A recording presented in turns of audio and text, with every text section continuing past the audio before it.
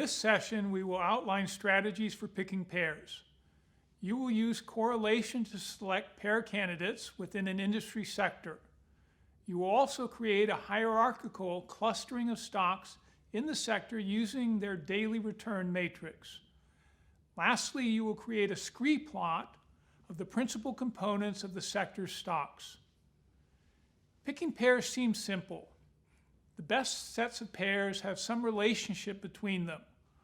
One of the easiest ways to describe the relationship is to look for correlation. Correlation measures one type of dependency, linear dependency. There are other more complicated types of dependencies. One of these is co-integration. We'll discuss that later. Here, let's focus on correlation.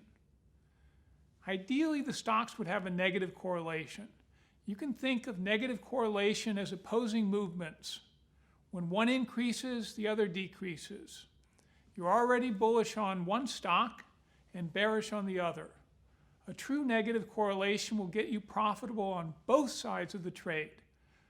But that only happens if you get the sides right. If you went long a security that actually dropped in price, you'd lose money on that as well as on the short security that increased in price. Direction matters. To illustrate, let's pick a company on which we are bearish. Again, we choose Microsoft. For the record, we're not actually bearish on Microsoft. You sell short Microsoft. In the real world, it is unusual to find negatively correlated stocks. Most stocks have positive correlation with each other and with the market. You do find some stocks that are virtually uncorrelated, though. How do you start? One way to pick pairs is to select two companies and track their movements over time. One problem with this is that the relationship may change over time and your pair becomes outdated. We're going to take a different approach.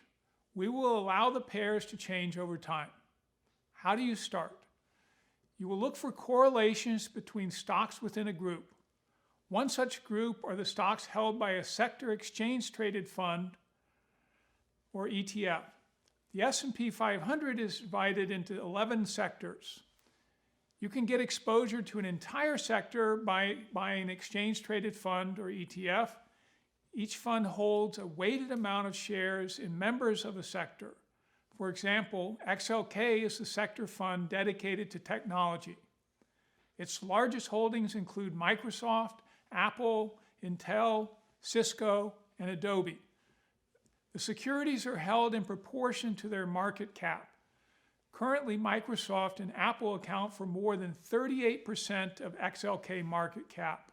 A sector ETF is a good place for you to start looking for good pair candidates. Here's why. When you examine an industry, you understand the different types of businesses.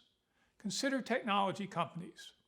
Some companies specialize in software, others focus on hardware, some build semiconductors, others develop communications equipment. A third of the sector manufacture more general electronics. There are also companies that essentially provide IT services. Before we jump into some machine learning techniques, it helps you to understand these types. This will allow you to think in groups from which you can form pairs. Let's quantify the universe of stocks using the daily returns matrix. Suppose you collect daily returns from the companies in the XLK ETF. Each row represents a trading day. Each column represents one of the 68 stocks in the SLK. In a given cell, you have a single stock's return for a particular day. Let's say that you collect and cleanse a year's worth of data.